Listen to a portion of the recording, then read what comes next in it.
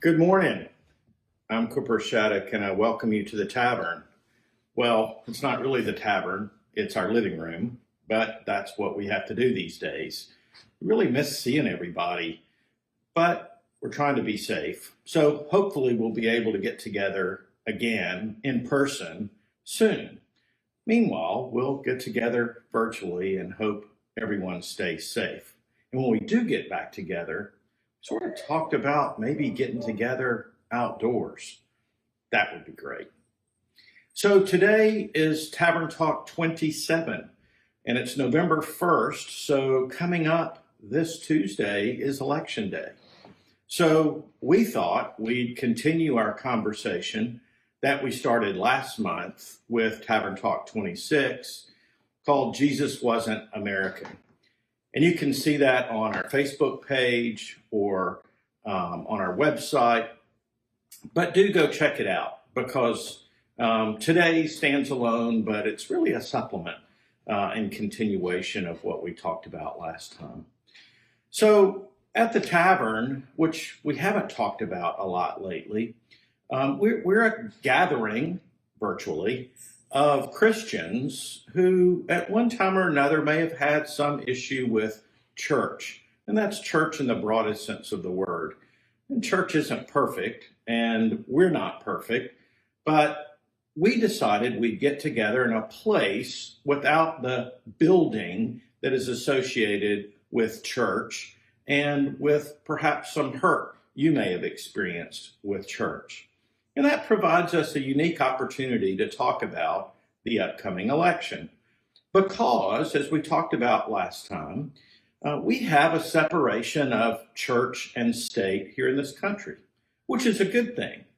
And as a result, churches can't talk about politics, and they can't endorse candidates or engage in any sort of political activity.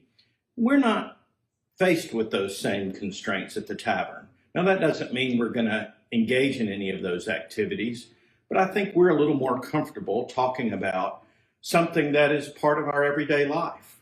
And while church and state should be separate, we talked about that last time, and hopefully you agree, our values as Christians really can't be separated from our lives as Americans or any other nationality for that matter.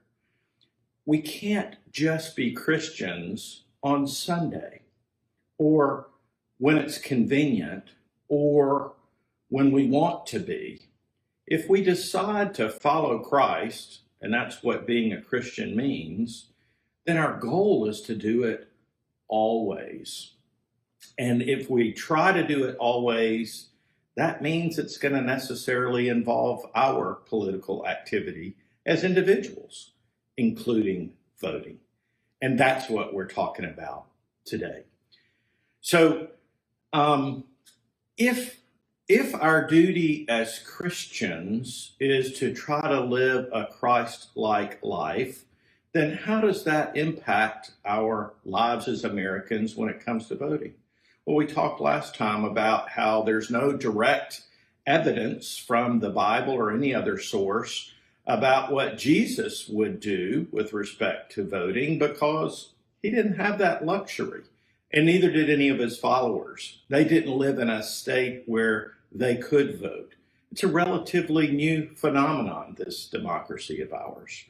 So if we're going to do what we should do as Christians, how does that impact our civic life? Well, let's start with what should we do as Christians?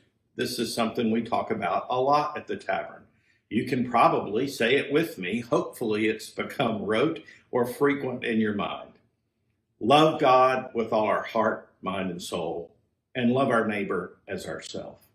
So how do we do those two big commandments, as Jesus said, as Americans?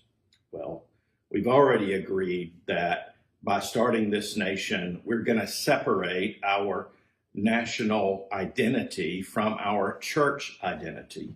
And that's important to us as Christians because we have majority rule.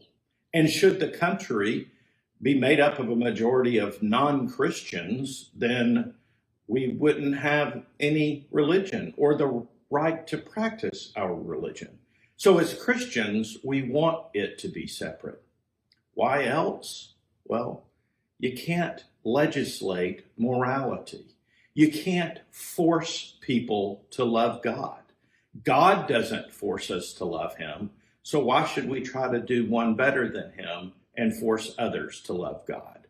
So loving God is something we can do with our actions, with our heart, with our mind, but it's not something that we want the government to do or to force.